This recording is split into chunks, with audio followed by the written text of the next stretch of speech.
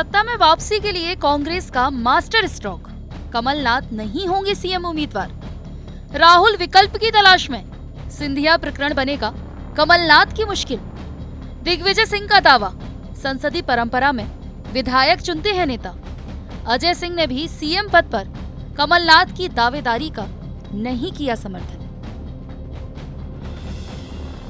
मध्य प्रदेश में अब नए नेतृत्व की तलाश तेज हो गई है। मध्य प्रदेश कांग्रेस को वो चेहरा चाहिए जो कांग्रेस की फिर सत्ता में वापसी करवा सके।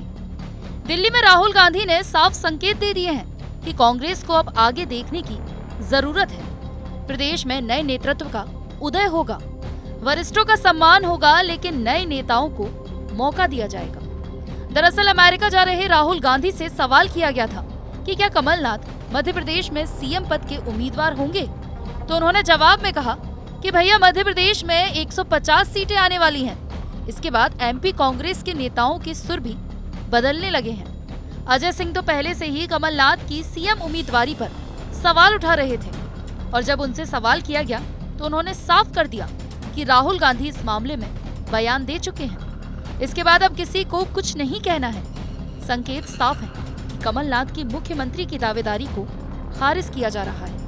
दरअसल राहुल गांधी के नेतृत्व में 2018 में मध्य प्रदेश में कांग्रेस की सरकार बनी और कमलनाथ ने उस सरकार को जिस तरह से चलाया उसे लेकर उनकी नाराजगी अभी तक बनी हुई है, क्योंकि 2018 में राहुल गांधी कांग्रेस के राष्ट्रीय अध्यक्ष भी थे और उन्होंने ही कमलनाथ और ज्योतिरादित्य सिंधिया की सीएम पद पर की जा रही दावेदारी के मामले को हैंडल किया था। कमलनाथ को सीएम पद सौंपने के साथ ही राहुल ने सिंधिया से भी कई वादे किए थे।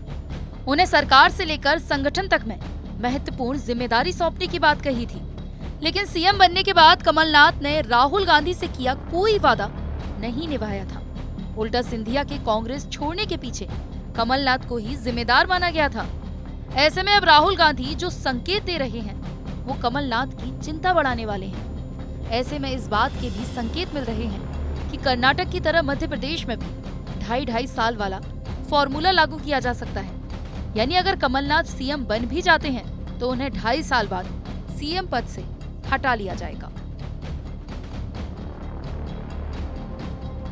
इस बीच दिग्विजय सिंह अभी भी कमलनाथ का ही समर्थन करते दिख रहे हैं। जब उनसे सीएम उम्मीदवार को लेकर सवाल किया गया तो उन्होंने राहुल गांधी की बात का तो समर्थन किया, लेकिन कमलनाथ को ही इस चुनाव में कांग्रेस का सबसे बड़ा चेहरा बताया।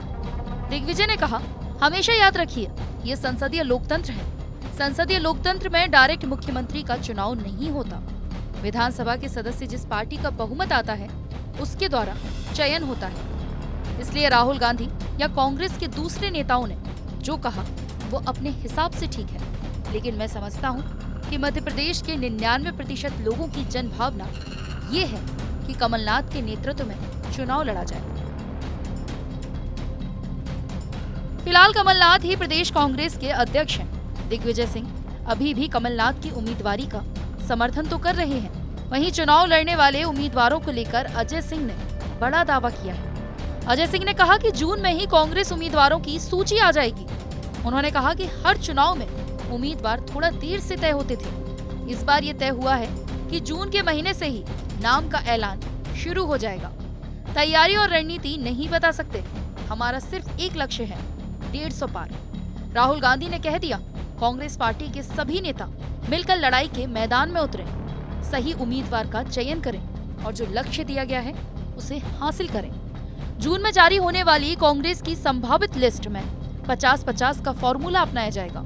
इसमें ऐसी सीटों पर उम्मीदवार घोषित किए जाएंगे जहां कांग्रेस लंबे समय से चुनाव हार रही है। कुछ ऐसी सीटों पर उम्मीदवार घोषित होंगे जहां कांग्रेस मजबूत स्थिति में है और लंबे समय से कांग्रेस जीतती आ रही है।